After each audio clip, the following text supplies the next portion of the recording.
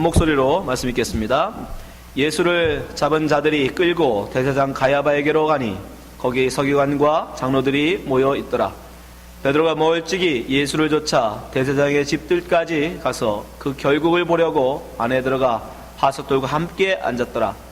대제사장들과 온 공회가 예수를 죽이려고 그를 칠 거짓 증거를 찾으매 거짓 증인이 많이 나왔으나 얻지 못하더니 후에 두 사람이 와서 가로되 이 사람의 말이 내가 하나님의 성전을 헐고 사흘에 지을 수 있다 하더라 하니 대제사장이 일어서서 예수께 묻되 아무 대답도 없느냐? 이 사람들의 너를 치는 증거가 어떠하뇨 하되 예수께서 잠잠하시거늘 대제사장이 가로되 내가 너로 살아계신 하나님께 맹세하게 하노니 내가 하나님의 아들 그리스도인지 우리에게 말하라. 예수께서 가라사대 내가 말하였느니라. 그러나 내가 너에게 이르노니 이후에 인자가 권능의 우편에 앉은 것과 하늘 구름을 타고 오는 것을 너희가 보리라 하시니 이에 대제사장이 자기 옷을 찢으며 가로되 저가 참남한 말을 하였으니 어찌 더 증인을 요구하리요. 보라 너희가 지금 이 참남한 말을 들었도다. 생각이 어떠하뇨? 대답하여 가로되 저는 사형에 해당하니라 하고 이에 예수의 얼굴에 침 뱉으며 주먹으로 치고 혹은 손바닥으로 때리며 가로되 그리스도야 우리에게 선지자 노릇하라. 너를 친 자가 누구냐 하더라. 아멘. 오늘 내가 말하였느니라 라는 제목으로 함께 말씀 나누도록 하겠습니다. 여러분 우리가 이 땅을 살아가는 동안 여러분 가장 억울한 일이 뭘까요? 제가 생각해 보니까 여러분 억울하게 누명을 쓰고 사형 선고를 받고 사형을 당한 사람이 아닐까요? 자기가 한 죄도 아닌데도 불구하고 다른 사람이 저지른 죄를 뒤집어 쓰고 사형 선고를 받은 사형수. 얼마나 억울할까요, 여러분? 만약에 다른 사람의 죄를 쓰고 무기수로 산다면 그래도 희망이 있지 않습니까? 10년이 지나고 20년이 지난 뒤에 그쵸? 예, 그런 일들이 종종 있죠. 나중에 무죄로 풀려나는. 근데 사형수는 사형을 당해버리면 어떻게 그 사람을 살려내냐고요. 그런 일들이 지금도 일어납니다, 여러분. 미국은 아직도 사형을 집행하는 나라입니다. 특별히 텍사스에서 제일 많이 사형을 집행하고 있다고 그러는데 이런 일이 있었어요. 1989년 11월에 검찰은 클라우드 하워드 존슨이라는 사람을 텍사스주 포인트 클랭크에 있는 셀주 주점에 있는 주인을 총으로 쏜 죄로 기소했습니다. 이 사람은 사건이 일어난 3주 뒤에 사실은 이 죄로 잡힌 게 아니라 3주 뒤에 은행 강도를 하다가 플로리다에서 체포됐어요. 그런데 그 주점에서 이 살인한 사건에 머리카락이 단서가 있었는데 그 머리카락, 그 단서를 근거로 이 사람, 이 존스가 죄인이다. 이 살인을 한 사람이다라는 근거로 삼아서 결국 2000년 12월 60세의 존슨을 사형시켜버렸습니다. 그 사형을 지시한 사람이 바로 조시 부시 주지사의 마지막 사형수입니다. 그런데 나중에 이제 과학이 발전하면서 이 하나밖에 없던 이 증거물이었던 머리카락 DNA를 조사해 보니까 사실은 그게 이 존스 게 아니라 죽은 사람의 것이었어요. 그러니까 유일한 증거물이었는데 그 증거가 뭐예요? 네, 이 사람 게 아니에요. 존슨 게. 그러니까 결국은 그들은 잘못 사람을 사형시킨 겁니다. 그 사람도 하지도 않은. 그래서 그 사람이 존슨은 끝까지 사실은 살인을 인정하지 않았다고 그래요. 마지막까지 그는 무죄를 주장했다고 그럽니다. 사형을 집행될 때까지. 근데 아무도 들어주지도 않은 거예요. 이미 검찰 측이나 재판부는 그가 했다라고 단정 지어버린 거예요. 그 머리카락 하나로. 근데 그가 마지막 남긴 말이 우리를 가슴 아프게 합니다.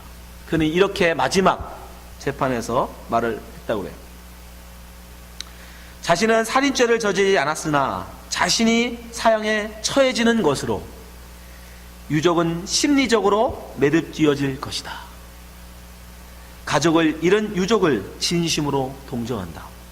나는 여러분을 사랑합니다. 자, 시간이 됐습니다. 그게 그가 남긴 마지막 말이에요. 자기는 무죄지만 내가 죽어서 그 유족이 마음이 편하다면 자기는 죽겠다는 거죠. 네. 이렇게 그는 결국 억울하게 살인죄를 저지르지 않았음에도 불구하고 마지막 현장에 있으로 사라졌어요. 그리고 나중에 결국 2000년에 사형된 이후에 나중에 결국 무죄로 2010년에 와서 결국은 무죄로 판결받았습니다.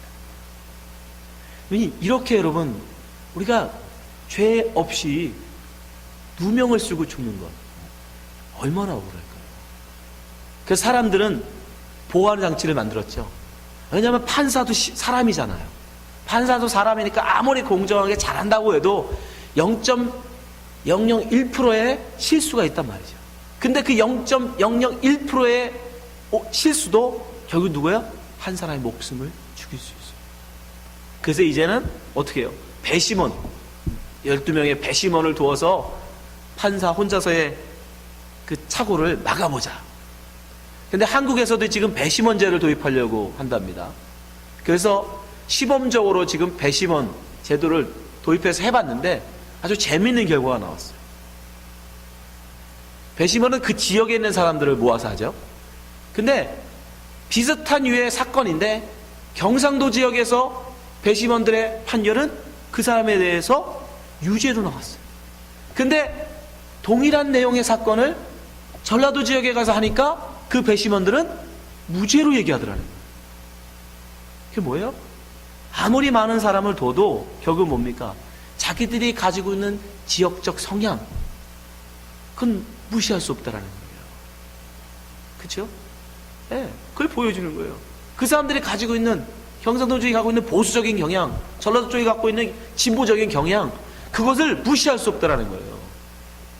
그러니까 사람은 아무리 공정한 판단을 한다고 해도 판단할 수가 없는 거예요. 이미 판사도 어떤 경향을 갖고 있단 말이죠. 보수적이든 진보적이든 경향을 갖고 있기 때문에 그래서 벗어날 수가 없어요. 그럼에도 불구하고 이렇게 정말 우리가 공정을 기해도 오심이 나올 수밖에 없는데도 불구하고 오늘 예수님은 재판을 받으시는데 누가 봐도 편파적이고 누가 봐도 부당한 그런 재판을 받고 계세요. 오늘 읽은 본문이 바로 예수님의 재판 장면입니다. 그런데 이 재판은 누가 봐도 불공평해요. 누가 봐도 불공정해요. 왜 그렇습니까? 이미 이 재판부는 예수님에게 사형을 언도할 생각을 하고 있어요. 이미 재판을 하기도 전에 예수님에게 사형을 시킬 생각을 하고 있다고요. 그게 어디 있어요? 3절, 오늘 본문 26장 3절 한번 보세요. 그때에 대제사장들과 백성의 장로들이 가야바라는 대사장의 아문에 모여. 오늘 예수님이 이 가야바의 집으로 끌려가셨죠. 그들이 미리 사전에 모여서 뭘 얘기합니까? 4절, 예수를 괴계로 잡아. 계략,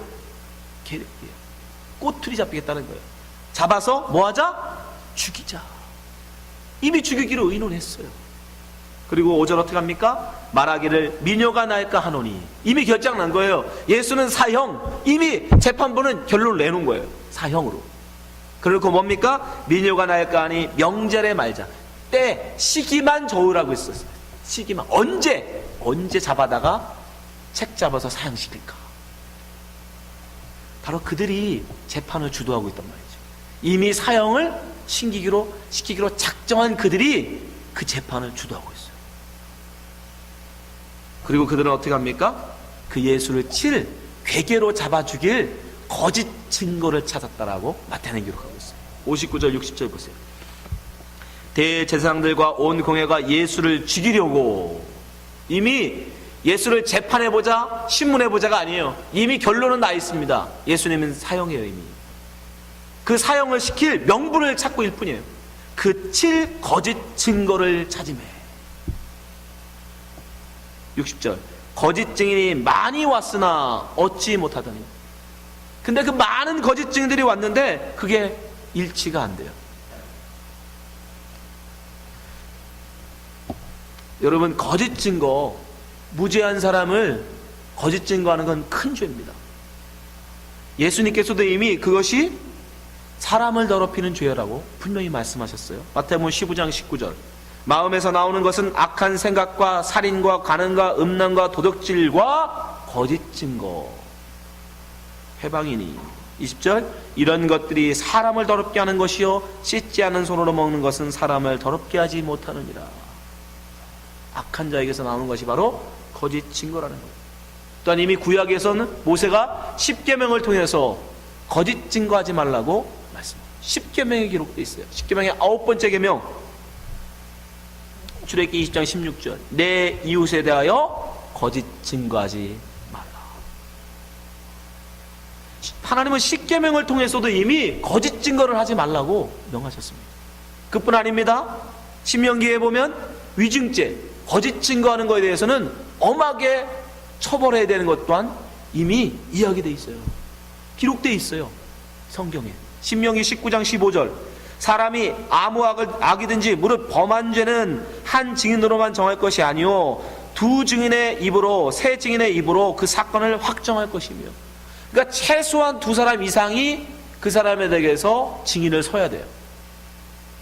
16절. 만일 위증하는 자가 있으면, 다른 말로 거짓 증거하는 자가 있으면, 아무 사람이 악을 행하였다 말함이 있으면, 17절. 그 논쟁하는 양방이 같이 하나님 앞에 나아가 당시 제사장과 재판장 앞에 설 것이요. 18절. 재판장은 자세히 사실하여 그 증인이 위증이니라 그 형제를 거짓으로 모함한 것이 판명되거든. 어떻게 하래요? 19절. 그가 그 형제에게 행하려고 꾀한 대로 그에게 행하여 너희 중에서 악을 제하라. 사형을 시키려고, 그를 죽이려고 거짓 증거한 거면 그 거짓 증거한 그를 사형시키라는 거예요. 이렇게 분명히 구약에서는 거짓 증거에 대해서 경고하고 있음에도 불구하고, 율법으로 금하고 있음에도 불구하고, 이들이 지금 뭐라고 있어요? 어떻게 하든 거짓 증거를 해서라도 예수를 잡아 죽일 생각을 하고, 그럼에도 불구하고 그들은 증거를 얻지 못합니다. 그 이유가 뭐냐면 예수님이 아무 말도 안 하셨기 때문에. 분명히 율법에 쌍방간에 이야기해야 돼요. 그들이 말하는 것에 대해서 네가 이런 죄가 있지? 라고 말하면 당연히 그 상대방이 그거에 대해서 이야기를 해야 돼요. 변명을 하든 해명을 하든 그거에 대해서 뭔가 이야기를 해야 되는데 예수님이 아무 말을 안 하세요. 지금 말로 뭐예요? 묵비권을 행사하시고, 묵비권을 행사하니까 유죄, 무죄를 판결할 수가 없는 겁니다. 여러분, 너무 이렇게 공회가 일방적이었다고 생각하시면 안 돼요. 나중에 사도행전에도 나오지만 가말리엘 같은 사람은 굉장히 공정한 사람이에요. 그러니까 예수님이 계속 신묵을 지키고 묵비권을 행사하시면 공회는, 그 당시 공회는 만장일치되었습니다. 한 명이라도 반대하면 유죄라고 인정할 수가 없어요. 근데 가말리엘 같은 사람은 굉장히 공정한 사람이거든요. 근데 계속 묵비권을 행사하는 사람에게 일방적으로 이쪽 말만 듣고 유죄라고 말하지 않는다고요, 그런 사람들은. 그러니까 지금 어떻게 할 수가 없는 거예요. 예수님이 말하지 않는 한. 그 나중에 결국 어떻게 합니까? 대제사장이 이제 일어나서 예수님에게 묻죠. 신문하죠. 62절. 대제사장이 일어서서 예수께 묻되 아무 대답도 없느냐? 계속 묵비권을 행사하시니까 결국은 참다 못해 대제사장이 일어났어요. 이 사람들의 너를 치는 증거가 어떠하뇨? 63절. 예수께서 잠잠하시거늘 아무 말도 안 했어요. 침묵하세요. 그리고 그러자 대제사장이 가로되 내가 너로 살아계신 하나님께 맹세하게 하노니 내가 하나님의 아들 그리스도인지 우리에게 말하라. 내가 그리스도냐? 근데 예수님이 드디어 한마디 하십니다. 64절. 예수께서 가라사대 내가 말하였느니라. 그러나 내가 너희에게 이르노니 이후에 인자가 권능의 우편에 앉은 것과 하늘 구름을 타고 오는 것을 너희가 보리라. 내가 말하였느니라. 이건 헬라어로 쉬레고, 네가 말했다 말 그대로. 근데 이 똑같은 말이 한 번 더 마태복음 27장에 나오는데 마태복음 27장 11절 바로 총독 빌라도가 예수님께 묻죠. 내가 유대인의 왕이냐? 예수께서 총독 앞에 섰음에 총독이 물어가로되 내가 유대인의 왕이냐? 예수께서 대답하여 하시되 내 말이 옳도다. 역시 이것도 헬라어로 쉬레고 내가 말하였다. 내가 말하였느니라. 근데 여기서는 내가 내 말이 옳도다라고 번역되어 있어요. 그러니까 직역하면 내가 말하였느니라가 맞습니다. 그러나 의역하면 내 말이 옳다. 그래, 내 말대로 내가 유대인의 왕이다. 내 말대로 내가 그리스도다라는 뜻이에요. 그래서 영어로 NIV는 이걸 어떻게 번역해요? Yes, it is as you say. 네가 말한 대로 바로 그다. 예수님이 뭘 하신 거예요 지금? 네가 그리스도냐라는 말에 yes 하시고 긍정하시고. 그래 어떻게 합니까? 대제사장이 드디어 잡았죠. 건수 잡았죠. 네가 그리스도를 인정했잖아. 예수님이 내가 그리스도라고 인정했잖아. 그러니까 그거 어떻게 합니까? 65절. 이에 대제사장이 자기 옷을 찢으며, 이거는 굉장히 참을 수 없는 일이 일어났을 때 유대인들이 하는 짓이에요. 옷을 찢으며 가로되 저가 참남한 말을 하였으니 어찌 더 증인을 요구하리요? 보라, 너희가 지금 이 참남한 말을 들었다. 뭐예요? 자기가 지금 그리스도다라고 인정했다. 그리스도. 생각이 어떠하냐 대답하여 가로되 저는 사형에 해당하니라. 공회가 결정한 겁니다. 공회가 이제 그러면 그는 사형이다. 왜? 자기들이 기대한 그리스도의 모습이 아니거든요. 자기들이 아는 그리스도에는 거기에 모든 공회원들이, 사내들인 공회원들이 결정할 때 자기들이 생각하는 그 70명이나 되는 사내들이 공회원이 볼 때 저런 그리스도는 없으니까, 저런 메시아는 아니니까, 감히 자기를 일컬어 하나님의 아들 메시아라고 했으니까 그 공회가 유죄, guilty, 저는 사형이다. 그래서 어떻게 합니까? 67절. 이에 결정 난 거예요. 이미 판결 난 겁니다, 이게. 자, 그러자 사람들이 어떻게 해요? 모욕을 하죠, 예수. 이에 예수의 얼굴에 침을 뱉으며 주먹으로 치고 혹은 손바닥으로 때리며 68절. 가로되 그리스도야 부르죠. 그리스도야. 우리에게 선지자 노릇을 하라. 너를 친 자가 누구냐? 네가 그리스도라고 그랬지? 그럼 알아맞혀봐. 여러분 이 말씀 보면서 그런 생각 안 해보셨어요? 여기서 차라리 예수님이 내가 말하느니라 말씀 안 하시고 계속 침묵하셨으면 어떻게 되셨을까? 계속 침묵하셨습니다. 그러면요 분명히 가말리엘 같은 사람 때문에 무죄로 풀려나셨을 거예요.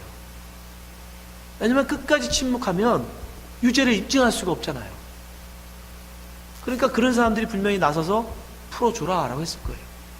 사도행전에 보면 그죠? 베드로도 풀어주잖아요. 분명히 풀려났을 거예요.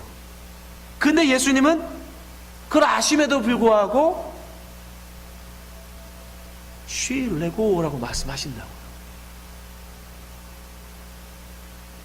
이 자리에 누가 있었죠? 베드로가 있었습니다. 베드로가 멀찍이서 보고 있었어요. 요한도 있었어요. 예, 성경에 나오지 않지만 몇몇 다른 제자들도 있었을 거예요. 그들이 막 뛰어나가서 말리고 싶지 않았을까요? 지금 잠잠히 좀 계세요. 지금 여기서 잠잠히 계시면 나갈 수 있어요. 어떤 학자들은, 신학자들은 그렇게까지 얘기해요. 가룟 유다도 아마 여기서 분명히 예수님은 무죄로 드러날 것이다 라고 기대했을 거라고. 뭐 다음 주에 제가 더 한번 말씀드리겠지만 그럴 가능성도 있어요. 근데 더 중요한 건 우리가 결코 우리가 그 자리에 있어서 나가서 예수님 제발 그 말씀 하시면 안 돼요. 잠잠히 계세요 주님. 그러면 무죄로 풀려나요 라고 그 앞을 나가서면 안 됩니다. 여기서 예수님이 무죄로 풀려나시면 안 돼요. 예수님 미리 베드로에게 이 말씀을 해주셨어요. 나를 막지 마라. 내 앞에 가로막지 마라. 내 하는 일을 방해하지 마라. 가이사랴 빌립보에서 예수님이 빌립보에게 베드로에게 말씀하십니다. 마태복음 16장 21절. 이때로부터 예수 그리스도께서 자기가 예루살렘에 올라가 장로들과 대제사장들과 서기관들에게, 오늘 재판을 주도하고 있는 사람들이죠, 많은 고난을 받고 죽임을 당하고 채 3일에 살아나야 할 것을 제자들에게 비로소 가르치, 처음으로 예수님이 이제 이 십자가의 순환을 예고하셨어요. 가르쳐 주셨어요. 그때는 어떻게 합니까? 베드로가 펄쩍 뛰죠. 22절. 베드로가 예수를 붙들고 가나여 가로되, 여기서 가나여 가로되가 뭐냐면 야단쳤다는 거예요. 풍랑아 잠잠하라고 예수님이 명하신 그 말씀. 예수님 무슨 소리예요? 입 다무세요. 예수님 무슨 소리예요? 예수님한테 지금 베드로가 그러면서 뭐래요? 주여 그리 마옵소서. 안 됩니다. 뭔 소리야? 안 돼요. 안 돼. 그러면 안 됩니다. 이 일이 결코 주에게 미치지 아니하리이다. 예수님 뭐래요? 이게 우리 마음이잖아. 재판에 뛰어들어가서 이 불공정한 재판 안 됩니다. 근데 예수님 뭐라고 하세요? 23절. 예수께서 돌이키시며 베드로에게 이르시되 사단아 내 뒤로 물러가라. 너는 나를 넘어지게 하는 자로다. 내가 하나님의 일을 생각지 아니하고 도리어 사람의 일을 생각하는도다 하시고. 네, 예수님의 재판 부당한 재판이었어요. 참으로 억울한 재판이었습니다. 일방적인 재판이었고 이미 결정난 있는 재판이었어요. 그저 책잡기 위한 재판이었습니다. 그래도 여러분, 그 재판을 우리가 들어 엎으면 안 돼요. 그 재판을 우리가 막아서는 안 됩니다. 왜요? 이 일이 그렇게 되기로 주님이, 하나님이 계획하신 것이기 때문입니다. 여러분 생각해 보세요. 만약에 여러분들이 거기 있어서 타임머신을 타고 가서 그 자리에 여러분이 갔어요. 그래서 예수님한테 그 말을 못하시도록, 내가 말하니라 쉬래고 그 말을 못하시도록 입을 막았어요. 그래서 무죄로 예수님이 풀려났다고 칩시다. 그럼요. 그 다음은요? 여러분이 한번 그 다음 소설을 써보세요. 뭘 어떻게 하실 겁니까? 누가 말한 것처럼 예수님이 몰래 거기서 빠져나가서 막달라 마리아 결혼해서 아들 딸 낳고 오래오래 행복하게 잘 살았다? 뭐 그렇게 쓰실 겁니까? 뭘 어떻게 하실 거예요? 그렇게 몇 년, 몇십 년 더 사는 게 정말 큰 일이에요? 그렇게 거기서 잠깐 그 수모를 면하고 모면하는 것이 그렇게 주님에게 큰 도움입니까? 텍사스에서 억울하게 자기는 하지도 않은 일을 억울하게 죽은 존슨도 내가 죽는 게 유족에게 위로가 되니 난 죽겠다는데, 자 시간이 됐다 가자고 그러는데, 하면 예수님이 그깟 고난 순환 앞에서 살겠다고, 부당한 재판이라고, 억울한 것이라고 거기서 도망치시겠냐고요. 우리의 생각은 여러분, 아무리 우리 생각이 깊고 대단한 것 같아도 우리 생각은 하나님의 어리석음만 못하다는 걸 다시 기억하시기 바랍니다. 아멘. 우리의 생각으로요 여러분, 하나님을 하면 하나님을 망쳐버리는 거예요. 예수님은 우리의 보기에는 참으로 억울하고 비통하고 답답한 일만, 주님은 목표는 한 가지예요. 억울한 일을 당할지라도, 부당한 재판을 당할지라도 주님의 마음에 오직 하나, 뭐예요? 선지자의 글을 이루려 하노. 하나님께서 선지자를 통해서 말씀하신 그 말씀을 이루고자 하시는 그거 하나밖에 없어요. 마태복음 26장 56절 보세요. 그러나 이렇게 된 것은 다 선지자들의 글을 이루려 함이니라. 이에 제자들이 다 예수를 버리고 도망하니라. 왜 도망가요? 나는 그런 부당한 재판 못 받아요. 나는 그런 부당한 대우 못 받아요. 나는 그렇게 억울하게 못 죽어요. 내가 왜 죽어요? 나는 항소할 거예요. 나는 끝까지 싸울 거예요. 내 억울함을 끝까지 싸워서 나는 밝힐 거예요. 그 도망가요. 내가 왜 저들한테 매 맞습니까? 내가 왜 저들한테 저런 모욕을 당해야 돼요? 내가 왜 저들한테 저런 침뱉음을 당합니까? 나는 싫어요. 도망가는 거고. 그러나 예수님은 그게 주님이 가실 길이기에, 하나님이 원하시는 길이기에, 그들이 원하는 대답, 내가 말하였느니라. Yes, it is as you say.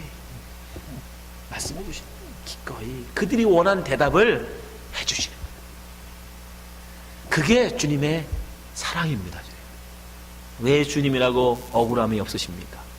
왜 주님이라고 그 모욕과 치욕이 기쁘시겠어요? 그렇지만 그렇지 않으면 우리를 못 살리시니까, 그렇지 않으면 우리가 다 죽어야 되니까, 제자들이 다 죽어야 되니까, 당신의 백성들, 우리 교회가 살아나지 못하니까 가시는 거예요. 그래서 요한은 2일 전에 주님이 제자들을 사랑하시는데 어떻게 사랑했다? 끝까지 사랑했다. 요한복음 13장 1절 같이 읽어보겠습니다. 시작. 유월절 전에 예수께서 자기가 세상을 떠나 아버지께로 돌아가실 때가 이른 줄 아시고 세상에 있는 자기 사람들을 사랑하시되 끝까지 사랑하시니라. 주님도 아프시고 주님도 수치스럽고 주님도 억울하지만 가시는 겁니다. 그 길을 걸어가신 거예요. 여러분, 우리가 가야 될 길이 여러분 이 길입니다. 우리도 역시 이 길을 따라가는 거예요. 억울할지라도, 때로는 속상할지라도 그 길을 우리는 묵묵히 가는 거예요. 이 길을 갔던 대표적인 사람이 누구예요? 스데반 집사입니다. 스데반 집사. 근데 너무 놀라운 걸 제가 발견했어요. 여러분, 스데반 집사가 그저 설교 한 편 하고 돌에 맞아 죽어요. 근데 설교를 끝나고 마지막에 무슨 말을 했는지 아세요? 예수님과 똑같은 말을 해요. 사도행전 7장 56절. 사도행전 7장 56절 보세요. 말하되 보라, 하늘이 열리고 인자가 하나님 우편에 서신 것을 보노라 한대. 아까 예수님이 뭐라고 하시죠? 인자가 하나님 우편에 앉는 것과 구름 타고 다시 오는 걸 보리라 하죠. 그 말씀이 그대로 지금 성취된 거예요. 그걸 지금 누가 봐요? 스데반이 본 거예요. 그러니까 주의 제자들, 주의 당신의 택한 백성들은 그걸 보고 가는 겁니다. 예. 그랬더니 어떻게 해요? 그들이 자기들이 때려 죽인, 자기들이 십자가에 못 박아 죽인 그 예수가 하나님 보좌 우편에 있다고 하니까 그건 뭐예요? 그거 다시 메시아라는 뜻이잖아요. 그거 진짜 메시아였다는 증거잖아요. 그러니까 뭐예요? 그걸 또 덮기 위해서 어떻게 해요? 스데반을 돌로 쳐 죽이는 57절. 저희가 큰 소리를 지르며 귀를 막고 일심으로 그에게 달려요. 귀를 막아버려요. 안 되겠다는 거예요. 그러면 나는 뭐가 돼? 진짜 그렇게 예수가 하나님 우편에 앉아 계시면 자기들은 뭐예요? 메시아를 때려 죽인 거 아닙니까? 메시아를 십자가에 못 박아 죽인 거 아니에요? 그러니까 안 듣는 거예요. 거짓말하지 마. 아니야. 58절. 성 밖에 내치고 돌로 칠세. 증인들이 옷을 벗어 사울이라는 청년의 발 앞에 두니라. 59절. 저희가 돌로 스데반을 치니 스데반이 부르짖어 가로되 주 예수여 내 영혼을 받으시옵소서 하고 60절.